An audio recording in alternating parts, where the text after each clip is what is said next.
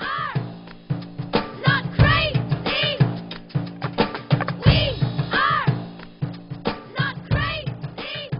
On connaît tous l'épreuve de la dictée. Ça paraît simple, mais le cerveau va devoir mobiliser les mécanismes essentiels de la pensée, à savoir l'attention, la mémorisation et la compréhension. La réussite ou l'échec de cet exercice va dépendre de ce qui se passe dans la tête des enfants à ce moment-là. Il y a 2 temps dans la dictée. Tout d'abord, on lit le texte et on demande aux enfants de bien écouter. Ensuite, on dicte et ils écrivent. En interrogeant les enfants, on découvre une grande variété d'attitudes mentales dès le premier temps de la dictée. Tout d'abord, de nombreux enfants anticipent leur échec. Le souvenir des dictées ratées ressurgit et déclenche une émotion qui bloque la pensée. Ils se disent dans la tête « laisse tomber, je suis nul, je vais encore me taper un 0 ».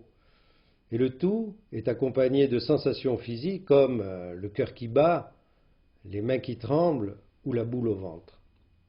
Dans ces conditions, ils ne peuvent pas être attentifs et retrouver les acquis d'un travail effectué soit en classe, soit à la maison. Not crazy.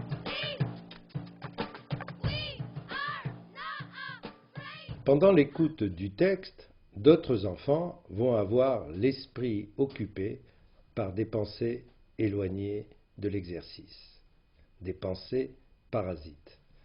Imaginons les phrases suivantes lues par le professeur. Les yeux des éléphants brillent dans la nuit noire. Point.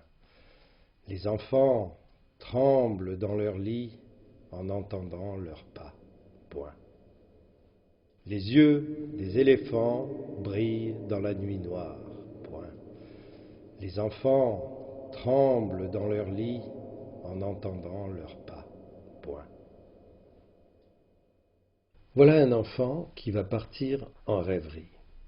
Un mot lui rappelle son film favori et il va soudain se retrouver avec Peter Pan. Il s'est absenté de la dictée, sa pensée vagabonde. D'autres élèves, et c'est la grande majorité, imaginent des éléphants dans leur tête. C'est-à-dire qu'ils traduisent les mots du professeur en images. D'ailleurs, c'est ce qu'il faut faire quand on lit un texte pour le comprendre. Seulement voilà, avoir des images d'éléphants dans sa pensée ne donne pas l'orthographe de ce mot difficile. Pourtant, tout à l'heure, il va bien falloir l'écrire. D'autres enfants ne se font pas d'images pendant l'écoute, mais ils réentendent dans leur tête les sons. Il s'agit soit des sons originaux, c'est-à-dire la voix du professeur, soit leur propre voix qui prononce en léger différé chaque mot. Après la lecture du texte, les choses sérieuses commencent. Les enfants prennent leur stylo et écrivent sous la dictée. En fonction de ce qu'ils ont créé dans leur tête pendant l'écoute, nous allons obtenir des productions bien différentes. L'enfant qui réentend les sons du texte ne voit aucune image et encore moins celle du graphisme des mots. Et il doit écrire les yeux des éléphants. Il répète dans sa tête des éléphants, et va écrire en phonétique.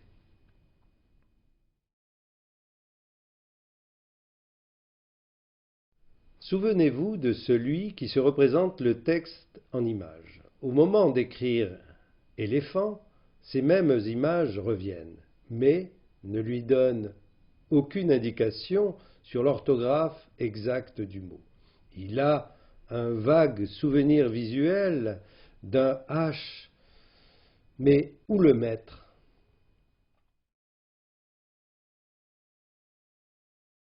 Terminons ce panorama avec notre enfant angoissé et notre enfant rêveur. Notre enfant angoissé par le zéro a deux attitudes possibles. Soit la précipitation, il veut finir au plus vite et va écrire n'importe comment, soit il est pris par une émotion qui va lui faire sauter des mots. Ainsi, sa prédiction va se réaliser. Notre enfant rêveur, plongé dans son scénario, voit soudain Zorro arrivant avec Peter Pan pour sauver les enfants. Et puis tout d'un coup, il se demande, mais pourquoi les autres sont en train d'écrire? Mais pendant ce temps-là, que fait le premier de la classe? À l'écoute du texte, il en saisit le sens pour repérer les difficultés grammaticales. Les yeux des éléphants brillent dans le noir, les enfants tremblent dans leur lit en entendant leurs pas. Ainsi, il imagine les enfants dans leur lit. Chaque enfant ayant un lit, il utilisera donc un singulier. Par contre, pour leurs pas, il mettra un pluriel, puisqu'évidemment, il y en a plusieurs. Le voilà maintenant écrivant sous la dictée. Il écrit les mots qu'il retrouve dans sa tête et dont il a mémorisé l'orthographe correcte. Pour cela, il les a analysés, il a relevé leurs particularités. Pour éléphant, il a noté les accents aigus. Il a noté la lettre muette, T. Et il a noté l'écriture des différents sons, AN, AN et feu, PH.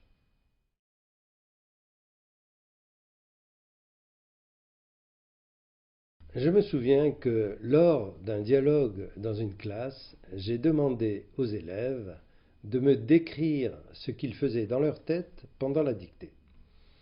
Un enfant m'a raconté sa stratégie personnelle et il m'a dit: quand j'entends ces petits mots, les, mes, des, ces, quatre, tous, j'imagine une balle de tennis qui va bondir jusqu'à la fin de chaque mot pour que je les accorde.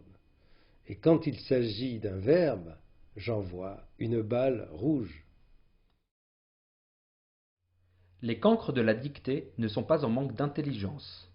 Ils sont simplement ignorants des techniques qui amènent le bon élève à la réussite. Et celui-ci n'est ni un surdoué, ni un extraterrestre. Il sait qu'un mot ne se mémorise pas en le regardant ou en le copiant, même plusieurs fois. Il l'observe, l'analyse, puis il vérifie qu'il est écrit correctement dans sa tête. Il produit à bon escient les images précises du texte qui lui permettent d'appliquer les règles de grammaire. La compréhension déclenche la réflexion et la mobilisation de la mémoire. En fait, on se rend compte qu'il n'y a pas de miracle et que pour réussir une dictée, il faut en posséder le bon mode d'emploi et s'y entraîner. Il n'est pas suffisant de dire aux enfants « écoutez bien, regardez bien, soyez attentifs » si, dans le même temps, on ne leur décrit pas précisément ce qu'ils doivent faire dans leur tête pour y parvenir.